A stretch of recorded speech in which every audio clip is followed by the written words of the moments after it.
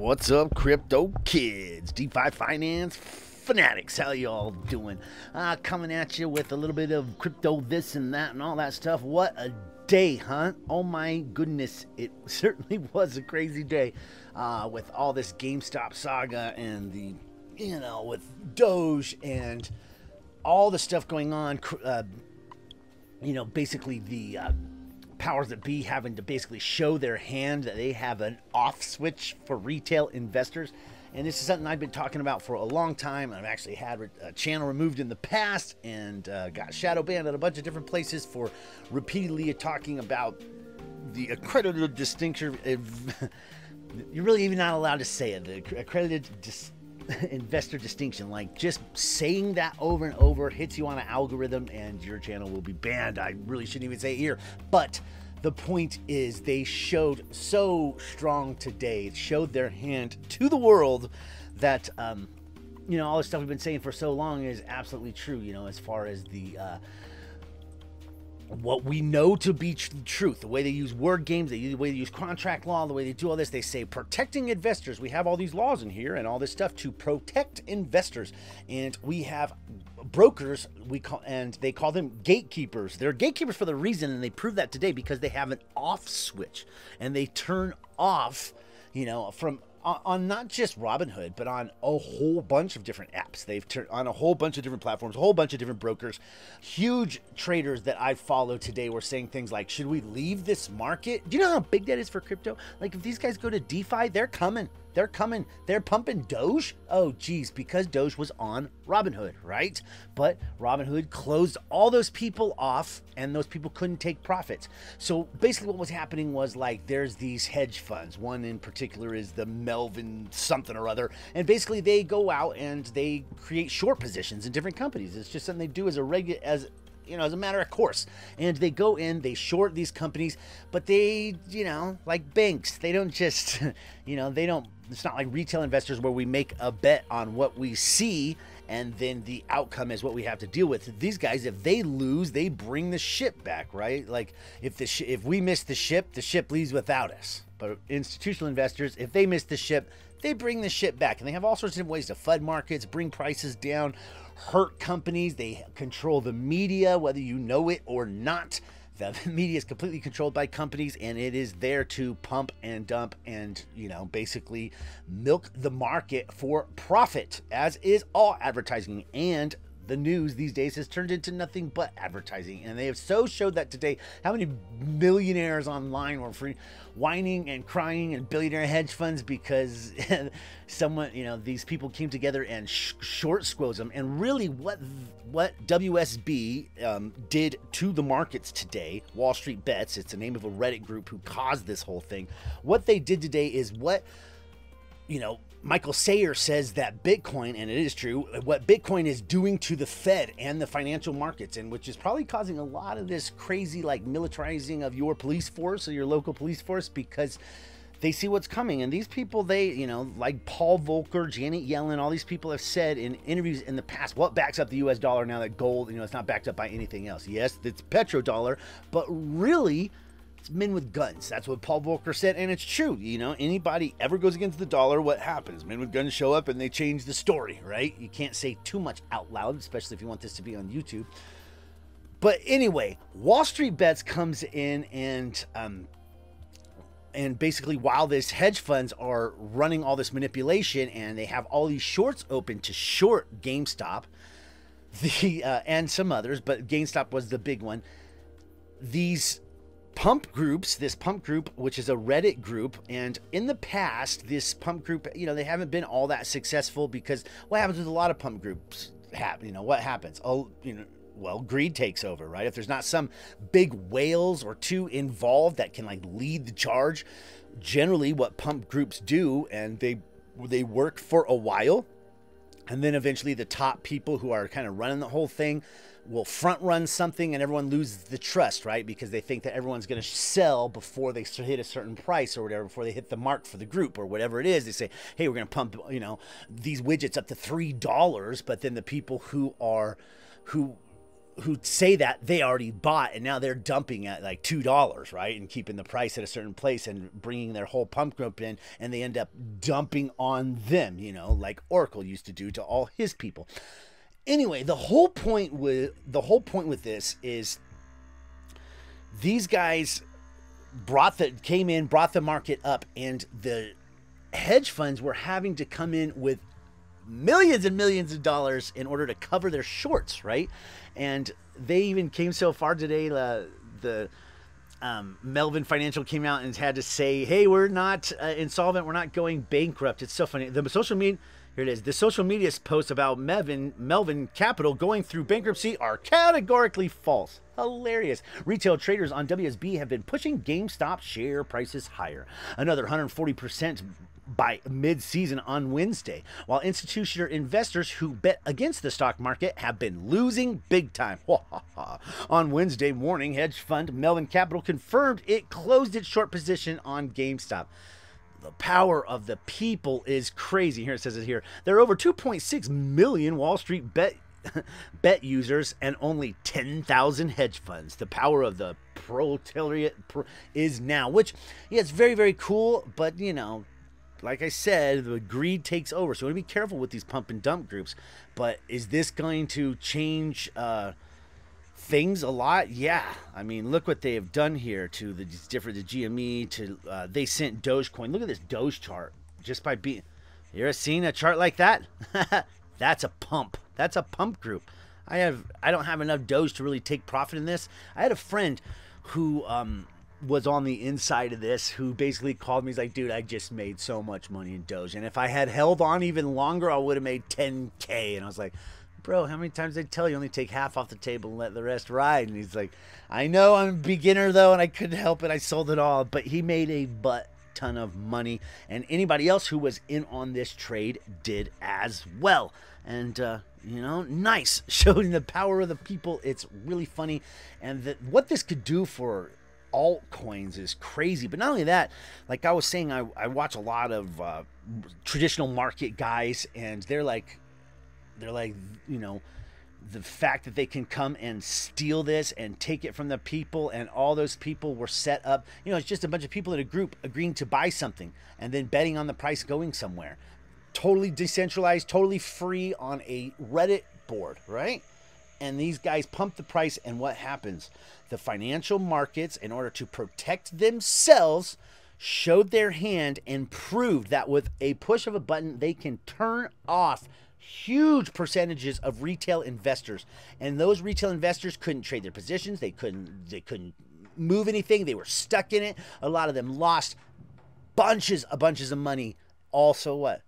So those companies could, you know, not, so those hedge funds companies could not lose. Now here's something that we'll talk about real quick. Brokers in general, they call them gatekeepers for a reason. Now, if they don't have someone on the other side of the trade, like these hedge funds that were shorting these markets, if they don't have someone there, they have to take the other side of the market, of the trade, right? That a lot of people don't realize that, and a lot of people even in the crypto world don't realize that these brokers are on the hook for taking the other side of the trade. So if they don't have someone else on the other side, and if they can't just dump on the hedge funds who are providing all the liquidity for them, who they are actually in cahoots with. I don't know if you're about Robinhood. Robinhood sells all your information. Yes, they give you free trading, but that is in trade for selling all your information, all your trading information, your trades, your ups, your downs, your credit card information, anything to whoever's there, right?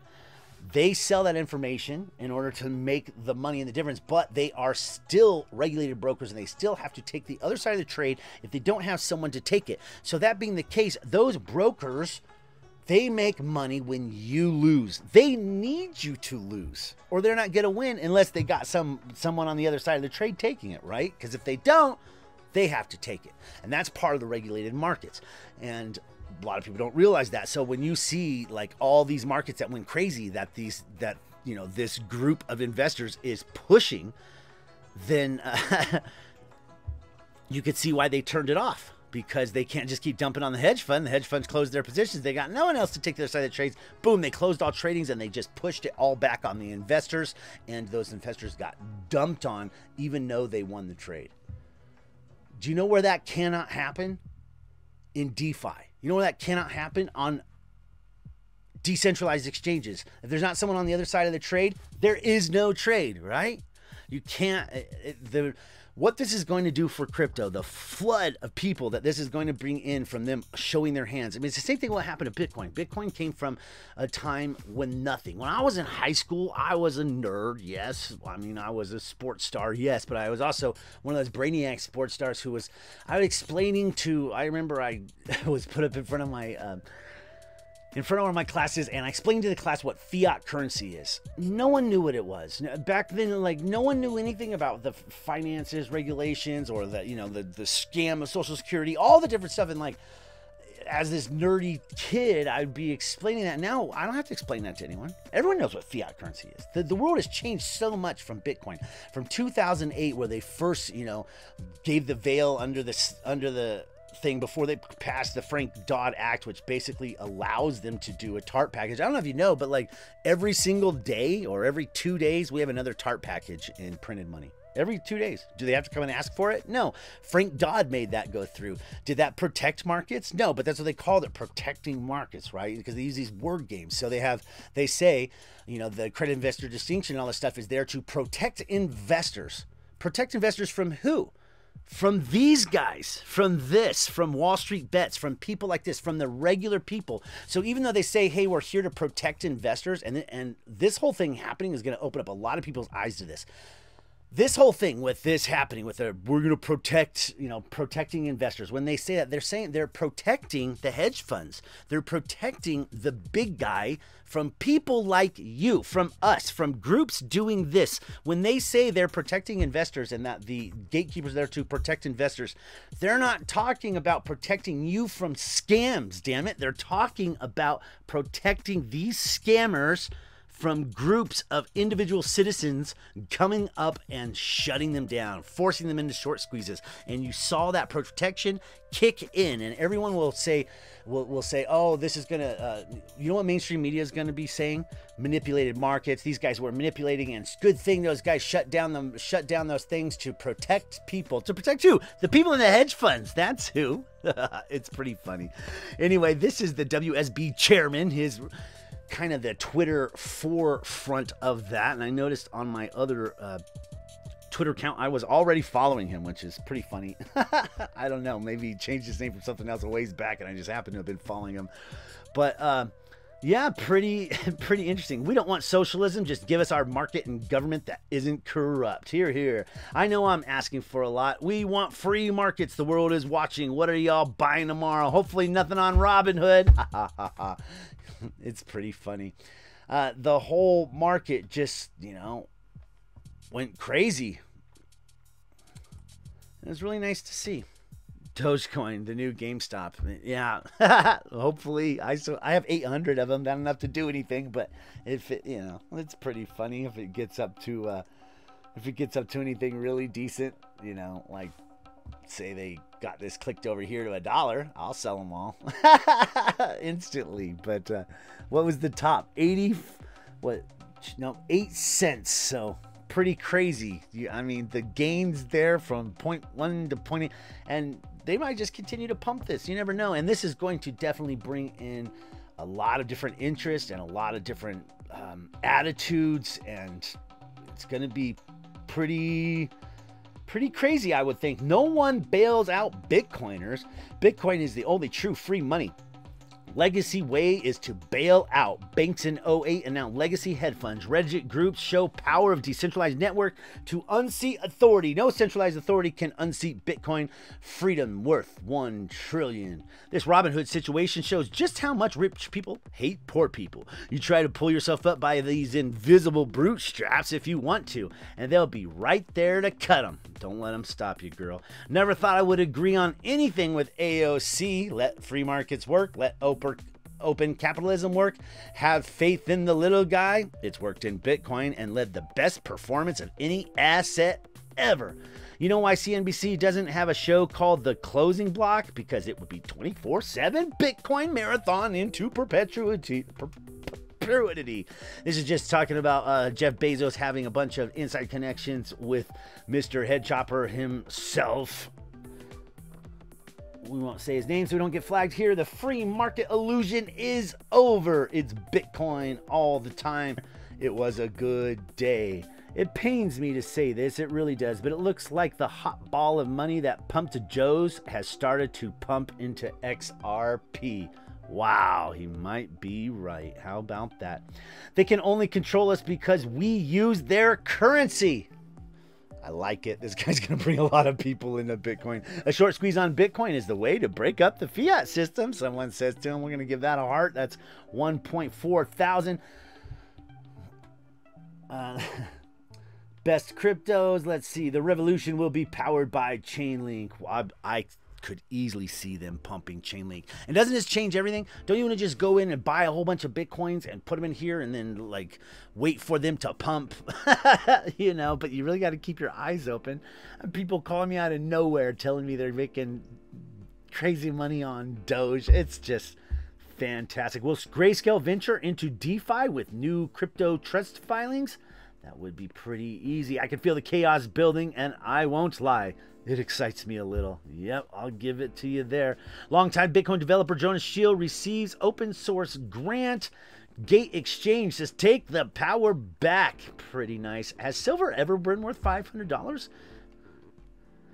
Sorry I missed your call. I was busy exposing Wall Street and watching Dogecoin Moon.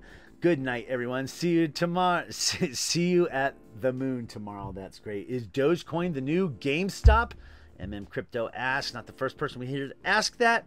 WST targeting S swap next? Question mark. You're gonna see everyone doing this. People just pumping their own coins. They're like, WSB is gonna mention this. WSB is gonna mention that. Does this Dogecoin pump count as the official start of alt season? I think it just might. If not, it will start pump season. I hope retail takes GameStop GME to 1,000 tomorrow, so we will get another day of hedge funds and billionaires crying on TV. Good job, Pomp. Haven't we been getting much sleep lately? I'll see you guys tomorrow. This guy, he just certainly comes up to the top of the feed now, doesn't he? Doge is going to dump so hard when the music stops. Don't get caught out. Make sure you locked in profits. Gotta heart that one. I mean, if you got it, you know, get 50% out at least. Did WSB just start alt season? Go Doge meme bags pumping 10x. LOL. Exactly as predicted, by the way. And he says everything that happens is how he happened to predict it. Pretty crazy, guys. Why is it named Dogecoin? He doesn't even know, but they pumped it. It's a meme. It's not even real. It's just happened. Yeah. Anyway, Doge is a long story. Anyway, all this is very, very exciting and very cool. And just thought I would jump on and add my 2 cents in here. Had a whole bunch of other stuff I wanted to cover. And like, as I was going through this, I'm like, have like crazy webinar where there's all this major stuff happening and like huge innovations, and I'm like clicking over trying to keep up with all this WSB and finance and all that good stuff. Look at Dogecoin. OMG. Ha ha ha. Yeah, pretty great. Anyway, like, subscribe, all that jazz, crypto music. Try to keep you guys up to date as best I can. I got a whole bunch of other updates I needed to bring you, and instead we're talking about this because what a hell of a day. Anyway, like, subscribe, all that jazz, crypto music. Gonna catch you guys on the flip. Hope you're having a hell of a great day. Catch you guys on the next one. I'm out.